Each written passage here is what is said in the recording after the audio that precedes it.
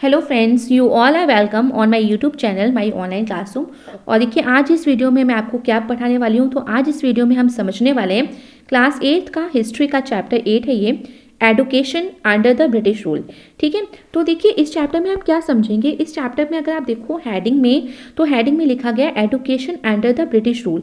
तो हम यहाँ पे जो हमारी एडुकेशन सिस्टम था, ठीक है, और ये कब किस टाइम की बात हो रही है, ये हो रही है ब्रिटिश रूल। जब ब्रिटिश हमारे ऊपर रूल करते थे, इंडिया पे रूल करते थे, तो उस टाइम किस तरह की शिक्षा पद्धति थी, किस तरह के चेंजेस किए गए शिक्षा में, एडुकेशन में, तो उसके बारे में हम जानेंगे। ठीक है, और देखिए इंट्रोडक्शन में, क्योंकि देखिए चैप्टर का नाम है तो इंट्रोडक्शन में भी यही चीज़ लिखी गई कि हम एडुकेशन सिस्टम के बारे में जानेंगे और ब्रिटिश रूल के टाइम पे किस तरह से एडुकेशन सिस्टम थी।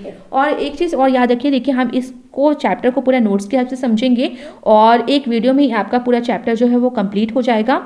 और जितनी भी इंपॉर्टेंट हेडिंग्स हैं वो मैंने कैपिटल लेटर्स में मेंशन करी हैं, और जितने भी इंपॉर्टेंट इसके अंदर जो भी पॉइंट्स हैं, जो भी आप कह सकते हैं सब हेडिंग्स हैं, वो सब मेंशन है यहाँ पे, इवन हाईलाइटेड भी हैं, जिससे आपको इजीली पूरा चैप्टर जो है आराम से आपको समझ में आ जाएगा।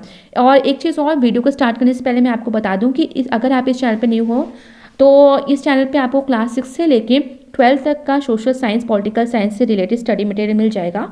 आपको इस तरह के नोट्स मिल जाएंगे, आपको वर्कशीट जहाँ पे सारे इंपॉर्टेंट क्वेश्चंस होते हैं, सैम्पल पेपर, मैप वर्क जो है आपका, फ्लो चार्ट जहाँ मेरे सारी इंपॉर्टेंट हेडिंग्स जो हैं चैप्टर की वो एक्सप्लेन करती हूँ। तो देखिए जितना भी कंटेंट आप से कह सकते हो, स्टडी मटेरियल जो रिक्वायर्ड होता है आपकी पढ़ाई के लिए, वो सब यहाँ पे अवेलेबल है। तो इस चैनल को लाइक करिए, शेयर करिए और साथ ही सब्सक्राइब भी कर लीजिए।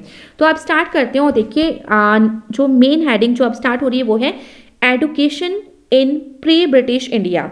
तो देखिए यहाँ पे जो हम शिक्षा की बात कर रहे हैं, तो यहाँ कौन सी शिक्षा की बात करें, प्री ब्रिटिश इंडिया, यानी वो टाइम जब ब्रिटिश इंडिया में नहीं आए थे, उससे पहले की क्या क्या सिस्टम था इंडिया में, किस तरह की शिक्षा पद्धति उस टाइम पाई जाती थी, जो एजुकेशन सिस्टम था वो कैसा था। और देखिए ये चीज़ें हमें कैसे जानने को मिलती हैं कि हाँ ब्रिटिश इंडिया से पहले के टाइम पे कैसी शिक्षा पद्धति थी, तो वो हमें कहाँ से जानने को मिलता है। तो वो चीज़ हमें देखिए विलियम एडम ने अपनी रिपोर्ट पेश की थी, विलियम एडम और विलियम आर्नोल्ड ने।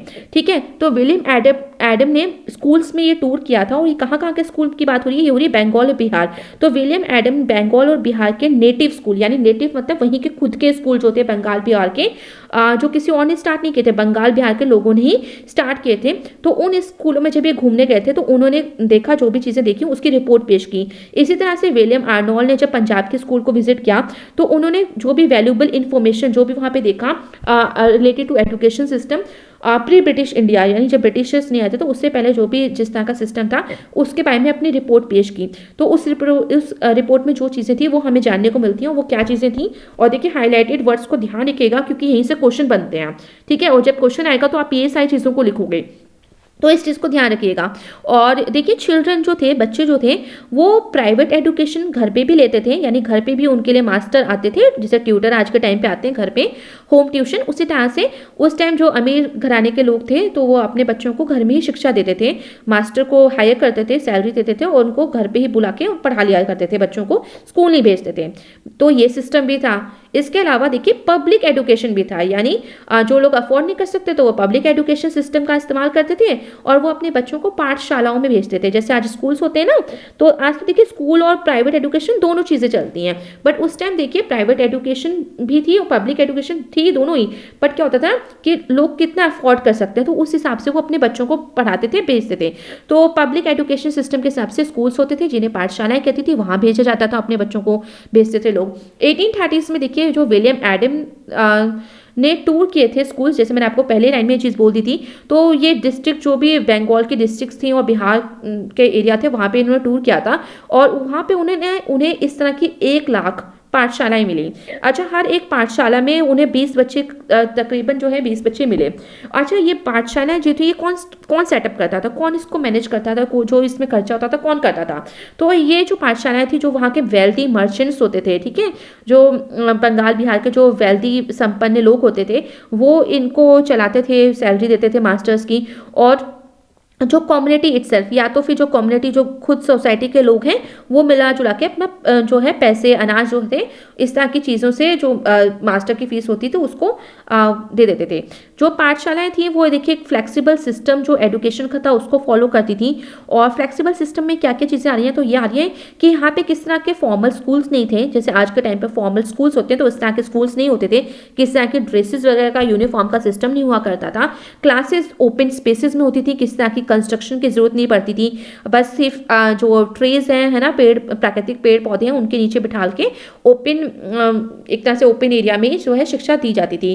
और इन टेम्पल्स में कह सकते हो मंदिरों के जो गार्डन्स वगैरह होते हैं जो वहाँ पे, और या तो टीचर के होम पे ये तरह की शिक्षा जो थी वो दी जाती थी। चिल्ड्रन जो थे वो सिर्फ ज़मीन पे बैठा करते थे, उनके लिए कोई बेंचेस और चेयर्स नहीं होती थी। और इसके साथ ही उनको किसी तरह की फीस नहीं देनी पड़ती थी बच्चों को, और ना ही एग्जामिनेशन देने पड़ते थे। जितनी भी टीचिंग होती थी, जो भी पढ़ाई होती थी वो ओरल होती थी, और मेमोरी के हिसाब से बच्चे उस चीज़ को याद रखते थे। रिलीजियस स्टोरीज और सिंपल अर्थमेटिक जो रूल्स थे वो उनको सिखाया जाता था। और इसके साथ ही देखिए चिल्ड्रन जो थे उनको लीव भी मिलती थी, और कब कब छुट्टियां मिलती थी, जो सोइंग टाइम होता था, जब बीज की बुवाई का, जब बीजों को बोया जाता था खेतों में, और जब कटाई होती थी फसलों की, क्योंकि उस टाइम देखिए क्योंकि उस टाइम एग्रीकल्चर तो ज़्यादा, क्योंकि एक ही सोर्स ऑफ इनकम होता था एग्रीकल्चर, और जब ये टाइम होता है सोइंग पीरियड का, जब बीजों को बोने का और कटाई का टाइम होता है, तो बहुत ज़्यादा लेबर की रिक्वायरमेंट पड़ती है। तो बहुत सारे लोग, जैसे आज भी देखिए जो मिड डे मील और ये सारे सिस्टम स्टार्ट किए इसलिए करे गए हैं ताकि इनरोलमेंट जो बच्चे हैं वो ज़्यादा से ज़्यादा स्कूल को अटेंड कर सकें। तो उस टाइम भी ये होता था कि बहुत सारे पेरेंट्स अपने बच्चों को भेजते नहीं थे इस पर्टिकुलर टाइम में, क्योंकि वो सोचते थे कि हाँ अगर ये स्कूल चलेगा तो ये सब काम कौन करेगा। तो इस वजह से ताकि बच्चे स्कूल में आए पढ़े, तो इस चीज़ को सोचते हुए बच्चों को उस टाइम छुट्टी दी जाती थी इन पर्टिकुलर टाइम पे, यानी जब बीज बोने का टाइम हो, क्योंकि उसमें टाइम लगता है, अच्छा खासा लेबर की रिक्वायरमेंट होती है, और जब फसलों की कटाई का टाइम होता है तो उस टाइम वो छुट्टी कर दिया जाती थी स्कूल की, ताकि बच्चे घर पे हेल्प कर सकें। रीडिंग अलाउड, ठीक है, जो भी चीज़ें जो भी मेथड होता था पढ़ाई का वो रीडिंग अलाउड, यानी जोर जोर से पढ़ के चीज़ों को और एडुकेशन दी जाती थी। और वहाँ पे देखिए पर्शियन स्कूल्स और मकतब्स, ठीक है, पर्शियन स्कूल्स को मकतब्स भी कहते हैं, तो याद रखिएगा। और ये अटेंड किए जाते थे हिंदूज के द्वारा भी, मुस्लिम्स के द्वारा भी। कॉमन सब्जेक्ट, क्या क्या कॉमन सब्जेक्ट होते थे जिनको पढ़ाए जाते थे वहाँ, वो ग्रामर थी, poetry, logic, philosophy, law, astronomy, तो इस तरह के विषय जो थे वो बच्चों को पढ़ाए जाते थे। संस्कृत एकेडमिक्स जो थी वो भी स्थापना की गई थी। वो किस तरह की एडुकेशन देती थी, वो ब्राह्मण बॉयज़ को है ना एडुकेशन, जो हिंदू रिलीजन के थे उनको ये शिक्षा दी जाती थी, उनको रिलीजन के बारे में बताया जाता था, philosophy, literature, law and logic के बारे में शिक्षा दी जाती थी इन एकेडमिक्स में। अब आते हैं next, education under east India company, यानी जब ब्रिटिश आए तो उनके टाइम पे किस तरह का एडुकेशन सिस्टम अब होने वाला था, किस तरह का बदलाव हुआ। तो 1781 में देखिए हाईलाइटेड है, तो याद रखिएगा सारी चीज़ें। 1781 में वॉरेन हेस्टिंग ने सेटअप किया था कलकत्ता मदरसा, और ये क्यों सेटअप किया था, टू प्रमोट करना स्टडी को, अरेबिक, पर्शियन और इस्लामिक लॉ को। इसके बाद देखिए 1791 में जोनाथन डंकन ने ब्रिटिश रेजिडेंट एट बनारस वहाँ पे सेटअप किया हिंदू कॉलेज को। और 1784 में सर विलियम जॉन्स ने, जो जज थे कलकत्ता सुप्रीम कोर्ट के, उन्होंने Royal Asiatic Society of Bengal, ठीक है, इसकी स्थापना की, इसको स्टार्ट किया, और with the help of Warren Hastings. इसके बाद देखिए चार्टर एक्ट आया 1813 का, 1813 का, और इसमें क्या क्या चेंजेस हुए, क्या क्या चीज़ें थी वो जान लेते हैं, क्योंकि यहाँ से क्वेश्चन बनेगा आपका, याद रखेगा। तो इसमें क्या क्या मेन चेंज हुआ देखिए, सब हाईलाइटेड है। तो जो कोर्ट ऑफ डायरेक्टर्स थे उन्होंने पास किया चार्टर एक्ट ऑफ 1813, और इसके अंतर्गत बिगनिंग हुई एजुकेशनल डेवलपमेंट की इंडिया की, यानी इंडिया में जो अब एजुकेशन सिस्टम डेवलप होने वाला है उसकी शुरुआत इसी चार्टर एक्ट के द्वारा हुई। इस चार्टर में प्रोवाइड किया गया एक एनुअल एक्सपेंडिचर, यानी पूरे साल का खर्चा एजुकेशन से रिलेटेड, वो कितना खर्चा, 1 लाख रुपए, ठीक है, वो प्रोवाइड किए गए। और किस लिए, प्रमोशन ऑफ इंडियन लिटरेचर, ताकि इंडियन लिटरेचर को रिवाइव किया जा सके और प्रमोशन किया जा सके। फिर इसके बाद ही इस चार्टर का एक और चीज़ थी जो इन्होंने इंट्रोड्यूस की, कि प्रमोट की जाए knowledge of science among the Indians, ठीक है, अमंग द इंडियंस, क्योंकि इंडियंस सिर्फ इन्हीं सब चीज़ों को बारे में पढ़ते थे, इंडियन लिटरेचर के बारे में, तो उनको थोड़ा साइंस की नॉलेज के लिए भी ये इस चार्टर में पॉइंट लिखा गया कि उनको साइंस की नॉलेज भी दी जाए। 1823 में देखिए एक कमेटी बनी, एक कमेटी ऑफ पब्लिक इंस्ट्रक्शन को सेटअप किया गया, जो रेगुलेट करेगी डिस्ट्रीब्यूशन ऑफ ग्रांट्स, जो ये पैसे का लेना देना जो भी था, किसको कैसे देना है एजुकेशन के डेवलपमेंट के लिए, जैसे जो काम करने हैं और ये पैसे देंगे, तो ये कौन देने वाला था, इसके लिए कमेटी पब्लिक इंस्ट्रक्शन जो है उसको सेटअप किया गया, जो रेगुलेट करे और देखे कि कैसे कहाँ कितना खर्चा देना है। फिर देखिए टू स्कूल्स ऑफ थॉट्स के बारे में हम पढ़ते हैं, तो ये यहाँ से भी आपका क्वेश्चन बनता है। और two schools of the thoughts यानी थिंकिंग के हिसाब से, सोच के आधार पे दो तरह के स्कूल डिवाइड हो गए, बढ़ गए। एक थे ओरिएंटलिस्ट के और एक थे एंग्लिसिस्ट के, ठीक है। ओरिएंटलिस्ट कौन थे, तो यहाँ से आपका क्वेश्चन बनता है, तो याद रखिएगा ओरिएंटलिस्ट वो लोग थे जिनको बहुत ही अच्छी नॉलेज थी लैंग्वेज की और कल्चर ऑफ एशिया, ठीक है, ईस्ट की यानी ईस्टर्न साइड यानी एशिया की भाषाओं और कल्चर की बहुत अच्छी नॉलेज थी। और ये फेवर करते थे कि संस्कृत और पर्शियन जैसे लैंग्वेजेस जो हैं उनको इंडिया में ज़्यादा से ज़्यादा उनका विकास किया जाना चाहिए।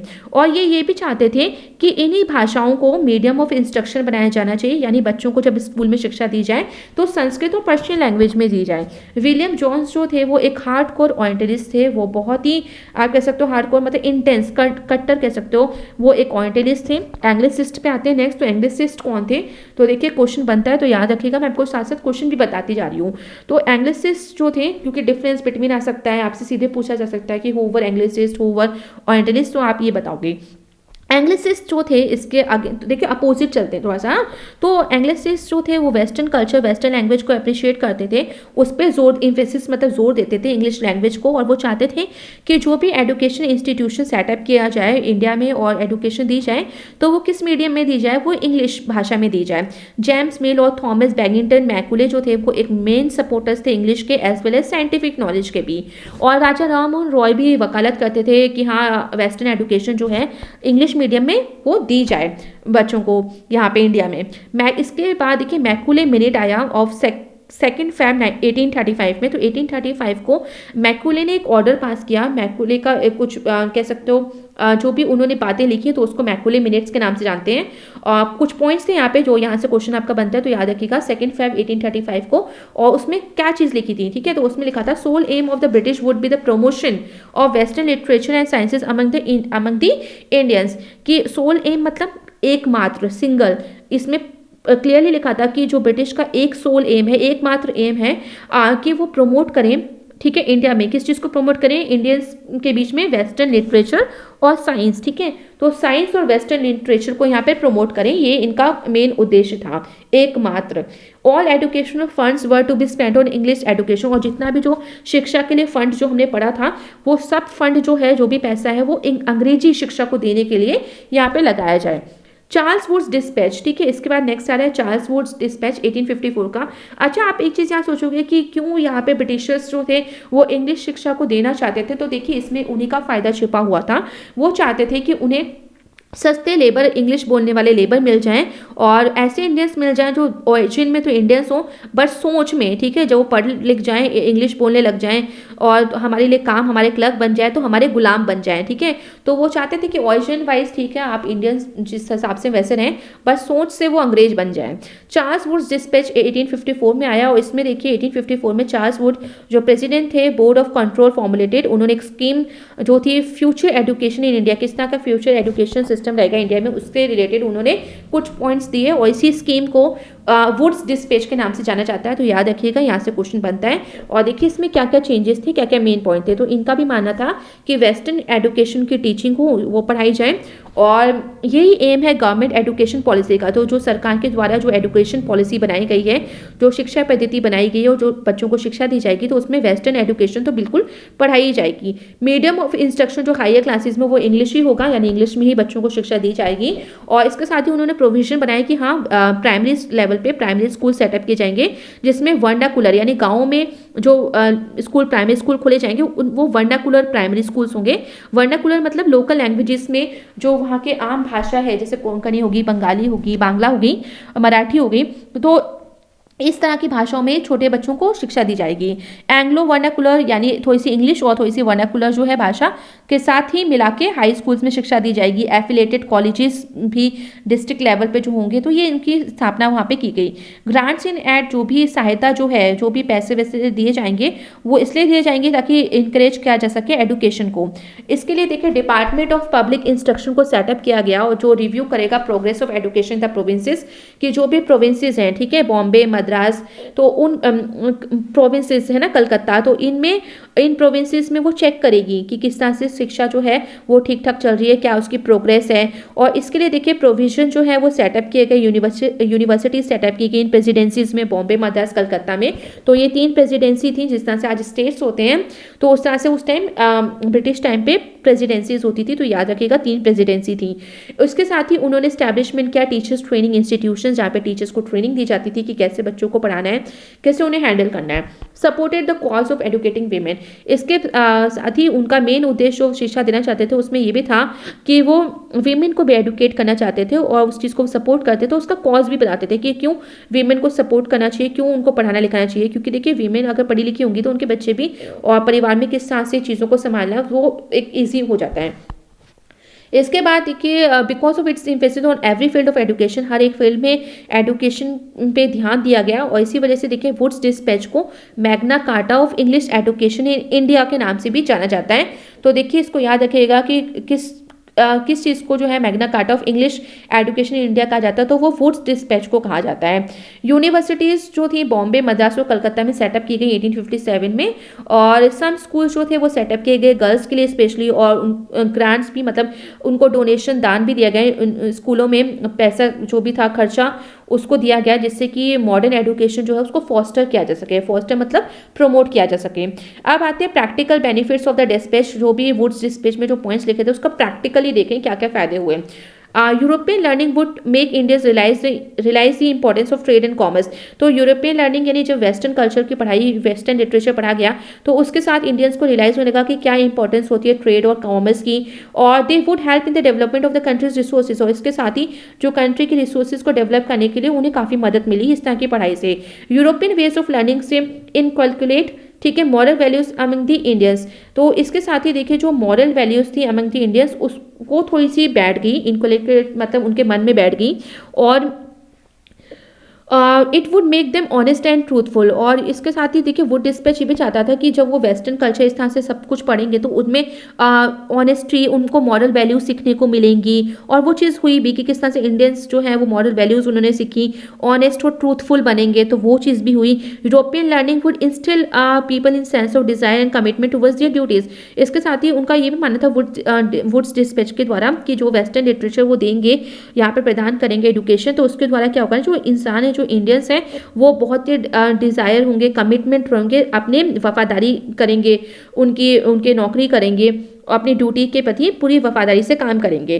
कंपनी वो तो इसके लिए देखिए वो किस तरह के ऑफिसर्स, किस तरह के क्लर्क्स चाहती थी, तो कंपनी इस तरह की पढ़ाई के द्वारा ऐसे ऑफिसर्स इंडियंस को ऐसे ऑफिसर्स बनाना चाहती थी जो ऑरिजिन बाय ऑरिजिन तो इंडियंस हो but European in their thoughts, working methods and skills. यानी जब वो काम करें, जो भी उनके वर्किंग मेथड्स और स्किल्स हो, जो वो सोचें वो किस तरह की होनी चाहिए, वो यूरोपियन यानी अंग्रेजों की तरह वो सोचें।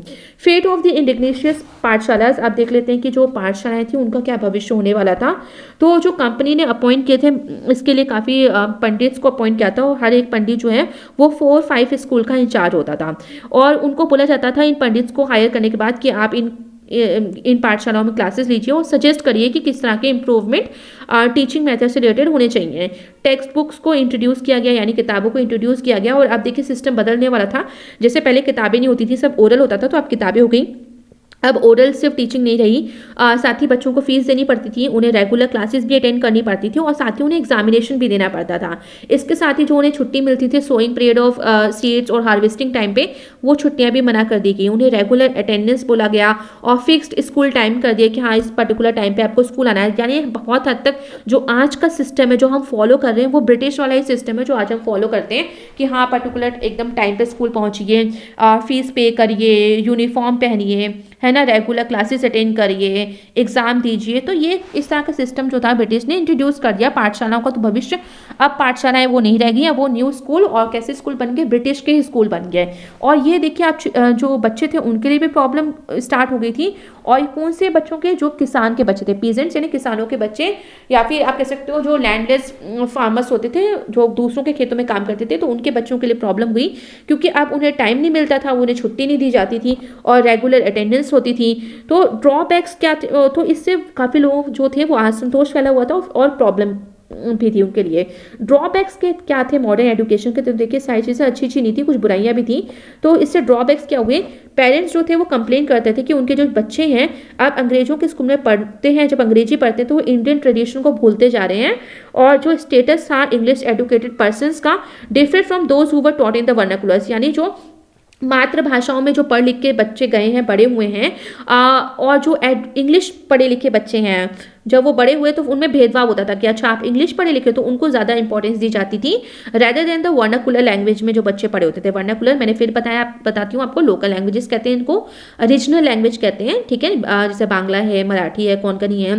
तो इस तरह की लोकल भाषाओं में जब बच्चे अपनी मातृभाषा में पढ़ के जाते थे तो उनको उस तरह का स्टेटस और उस तरह से नहीं ट्रीट किया जाता था जिस तरह से इंग्लिश लोगों को, इंग्लिश पढ़े हुए एजुकेटेड पर्सन को किया जाता था। तो डिफरेंसेस, ठीक है, तो उनमें भेदभाव होता था। Modern education neglected the masses, modern education ने कभी ज़्यादा मासेस यानी बहुत सारे लोगों की भलाई के बारे में कभी नहीं सोचा, नेग्लेक्ट किया एज इट रिक्वायर्ड, जिस तरह से रेगुलर क्लासेस और रेगुलर पेमेंट ऑफ फीस उन्होंने बोल दी, और इट कॉट नॉट, ये बहुत सारी ऐसी थी कि एवरेज इंडियन देखे जाए तो वो अफोर्ड नहीं कर पाते तो इस वजह से वो अपने बच्चों को स्कूल नहीं भेज पाते थे। Indians who receive modern education gradually begin to blindly follow the European ideas, thoughts and literature, और ये भी देखा गया जो इंडियंस जो मॉडर्न एजुकेशन जिन्होंने प्राप्त कर ली थी वो एकदम अंधेपन की तरह ब्लाइंडली वो यूरोपियन आइडियाज, थॉट्स और लिटरेचर को फॉलो करने लगे और अपनी सभ्यता कल्चर को भूलने लगे। Efforts of Indian nationalist towards the development of education, अब हम थोड़े से इंडियन रिफॉर्मर्स के बारे में भी जान लेते हैं, इंडियन नेशनलिस्ट के बारे में भी जान लेते हैं जिन्होंने एजुकेशन को डेवलप करने के लिए अपना सहयोग दिया, क्या रोल प्ले किया। तो इसमें देखिए राजा राममोहन रॉय, रविंद्रनाथ टैगोर के नाम आते हैं, और ये मार्गदर्शक पायोनियर्स मतलब मार्गदर्शक के रूप में इन्होंने काम किया। एजुकेशन रिफॉर्म्स चाहते थे इंडिया में ये, इसके लिए इन्होंने फॉर्म किया नेशनल काउंसिल ऑफ एजुकेशन, और ये फर्स्ट स्टेप था कि रिफॉर्म किया जाए एजुकेशन को। इंडियन साइंस कांग्रेस एसोसिएशन भी इन्होंने सेटअप किया।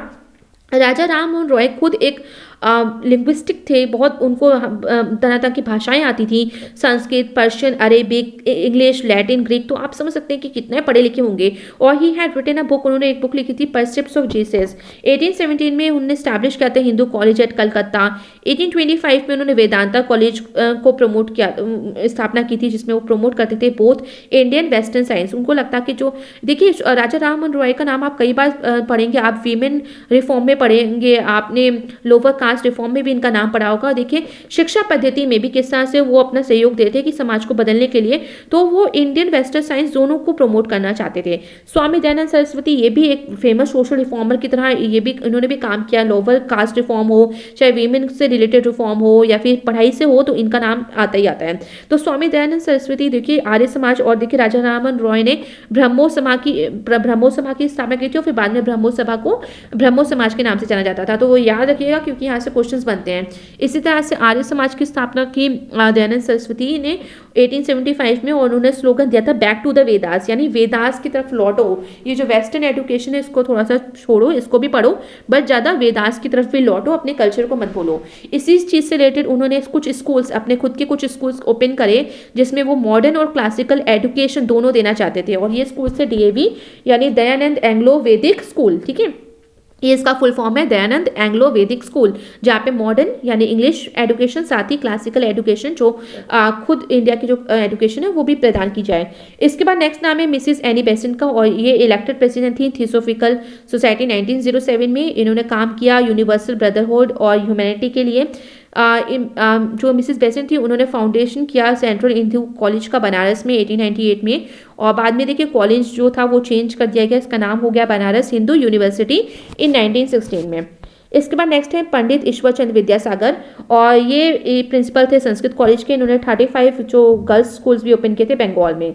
ग्रोथ ऑफ नेशनल एजुकेशन देख लें तो सतीश चंद्र मुखर्जी ने ऑर्गेनाइज किया था national council of education NCE इन 1906। इसके क्या क्या मेन फीचर थे तो देखिए जो आज भी हम लोग फॉलो करते हैं इंडिया में, और इसमें क्या क्या फीचर्स थे। तो पॉइंट्स जो हैं वो कुछ कुछ आज के टाइम पे चेंज होते ही रहते हैं।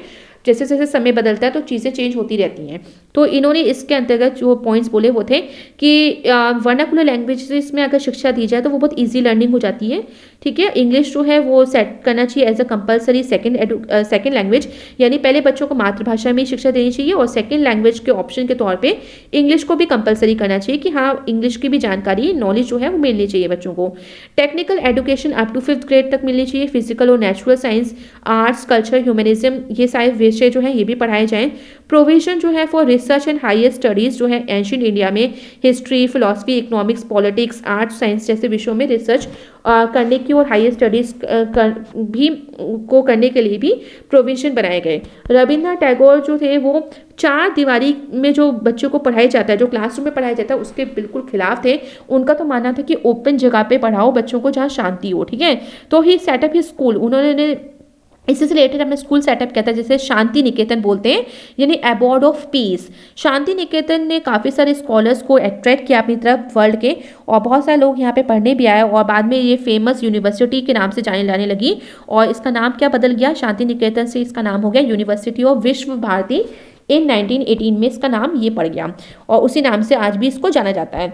महात्मा गांधी की बात करें तो उन्होंने भी एजुकेशन से रिलेटेड कुछ काम किया, और ये क्या काम था कि उन्होंने वो अगेंस्ट थे वेस्टर्नाइजेशन ऑफ इंडियन एजुकेशन, यानी इंडियन एजुकेशन को जो वेस्टर्नाइज एकदम वेस्टर्न रूप में जो बदल दिया था ब्रिटिशर्स ने, तो उसको वो खिलाफ थे। उनका कहना था कि नई तालीम, ठीक है, एडवोकेटेड मतलब वो हमेशा जब अपनी आवाज़ उठाते थे इसके खिलाफ, जो भी वो चाहते थे वकालत करते थे, तो वो नई तालीम, ठीक है, वो चाहते थे कि नई तालीम, तालीम मतलब शिक्षा, नई मतलब न्यू एजुकेशन दी जाए और जिसमें क्राफ्ट भी हो, आर्ट हो, हेल्थ हो और एजुकेशन, इस तरह की शिक्षा दी जाए बच्चों को। और 1937 में उन्होंने वार्धा स्कीम जो है एजुकेशन से रिलेटेड उसको प्रपोज किया, उसको किया। और इसमें क्या था, मेन जो था वो था worked on the principle of learning through activity. इनका मानना था कि बच्चे जो है वो कैसे सीखें, वो एक्टिविटी को करके सीखें, यानी किताबों में लिखने से नहीं होता कि हाँ ये ऐसे से होगा और काम हो जाएगा, नहीं। उनका कहना था कि जो भी चीज़ें हैं, जो भी बच्चों को शिक्षा दी जाती है वो सीखें उस चीज़ को, और कैसे सीखें, एक्टिविटी यानी खुद करके सीखें। और इसके साथ ही वो चाहते थे कि जैसे आर्ट और क्राफ्ट का काम है, हैंड क्राफ्ट है, तो खुद वो बच्चे जो है ना अपने आप बनाएं, काम करें और ऐसे शिक्षा लें जिससे बड़े होके वो अपने जो है रोज़गार है ना, एम्प्लॉयमेंट, मतलब कुछ ऐसा काम करें जो उनकी स्किल्स को और ज़्यादा अच्छे से प्रमोट करे, अच्छे से उसको सुधारे, इम्प्रूव करे, जिससे बड़े होकर उन्हें उस शिक्षा के बल पे, उस एजुकेशन के बल पे कम से कम रोज़गार मिल जाए और वो अपने 2 वक्त की जो रोटी है वो कमा सकें। तो आई होप ये चैप्टर पूरा अच्छे से आपको समझ में आ गया होगा। So thank you everyone and please like, share, subscribe this channel for more updates.